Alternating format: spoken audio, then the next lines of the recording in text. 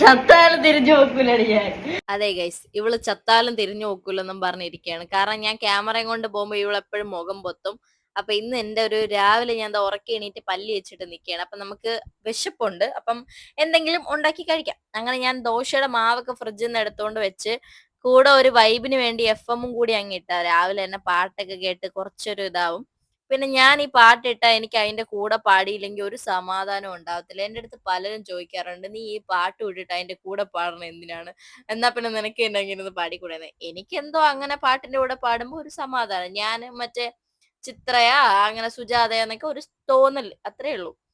പിന്നെ ഞാൻ എന്താ ഗീ ഒക്കെ ഇട്ട് ദോശ ചുടാന്ന് വെച്ചു. അപ്പോഴാണ് കഥയിലൊരു ട്വിസ്റ്റ്. ഇത് ദോശയുടെ മാവല്ലായിരുന്നു, അപ്പത്തിന്റെ മാവായിരുന്നു. പിന്നെ ഞാൻ കൈ കിട്ടിയ ഒരു ഇഡ്ഡലി കുട്ടകത്തിന്റെ അടപ്പെടുത്ത് അങ്ങ് അടച്ചു വെച്ച്.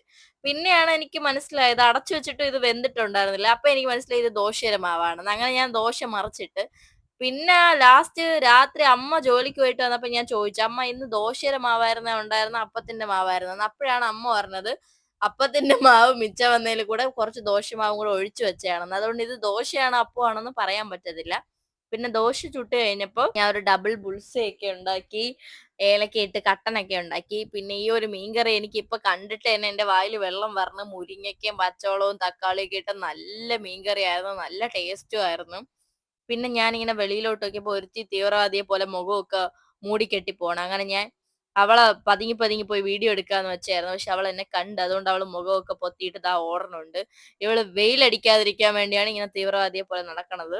പിള്ളേരൊക്കെ ഈ പ്രായത്തില് ഭയങ്കരമായിട്ട് സ്കിന്നൊക്കെ കെയർ ചെയ്യണുണ്ട്. പക്ഷെ ഞാനൊക്കെ ഈ പ്രായത്തില് വല്ല മാവില് കല്ല് എറിഞ്ഞ് നട്ടുച്ചയ്ക്ക് വെയിലത്തൊക്കെ പോയി കളിച്ച് ചിരിച്ചൊക്കെ നടന്ന് അതാണ് ഇങ്ങനെ കരിഞ്ഞിരിക്കണത്.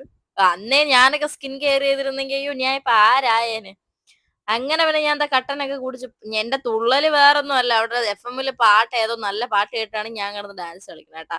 പിന്നെ ഞാൻ ഇനി കഴിച്ചതല്ലേന്ന് ഓർത്ത് എവിടെയെങ്കിലും കുറച്ചേരം ഇരിക്കാന്ന് പറഞ്ഞ് വന്നിരുന്നപ്പോ ഇവളെ കണ്ട്.